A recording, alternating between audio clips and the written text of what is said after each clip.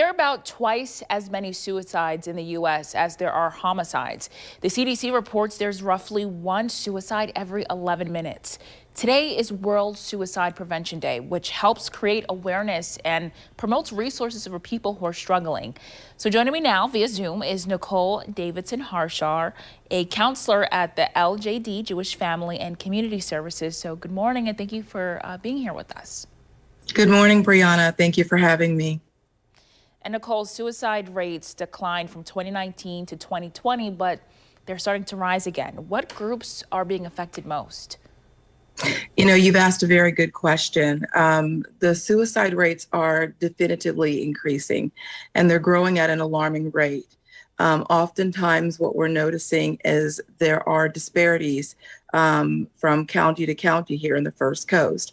However, national as well as in the state of Florida, we don't always know the why. Yet we do want to pay attention to the qualitative trends as well as the quantitative ones. And in my practice, in my field of study, we often see varying and alarming reasons as to why those rates are increasing decline for suicide deaths. And taking a closer look at Florida and the First Coast, Florida's 2020 average suicide rate was 13.1 per 100,000 individuals. And Nassau County's suicide rate was almost double that. And every other county in our area is above the state average. So why does JFCS think we are seeing these trends? You know, you've asked a very good question, Brianna. Oftentimes, as a counselor, what I will see in our youth, especially in the aftermath and the onset, as well as the duration of the pandemic, is that a lot of our youth are tremendously isolated. They tend to focus a lot on, social media and where they can find their safe spaces. And in doing so, sometimes those influences may not be aligned with the most adaptive or healthy outcomes. We're seeing an increase in bullying, and that happens consistently.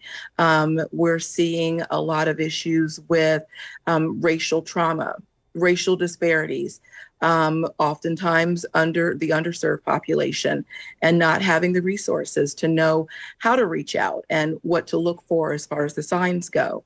So there are a number of reasons that really tremendously grant us the aha moments to take a moment in our practice and look and see what's going on that is not allowing our youth to use the resources that we have in place and to reach out for help, know how to look for those warning signs, know how to ask the right questions, and realize that they're not alone. And so oftentimes what we want to do is create those safe conversations. We want to teach our parents, especially when I operate from a systemic standpoint, on what to ask, on when to pay attention, when is technology too much, what's going on in the schools, what conversations can be had, and to create that place where the burden of proof is not just on one person.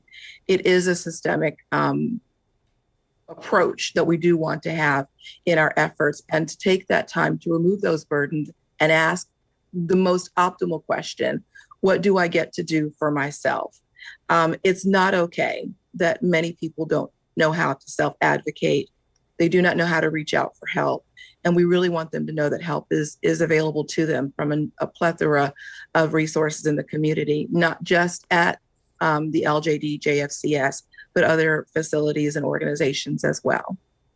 So much important information. Thank you so much, Nicole Davidson-Harshaw, a counselor at the LJD Jewish Family and Community Services. We know this information is going to help so many people. We again have the National Suicide and Prevention Lifeline right there on our screen. You can easily dial 988 if you need help or if you know someone who's struggling with suicidal thoughts.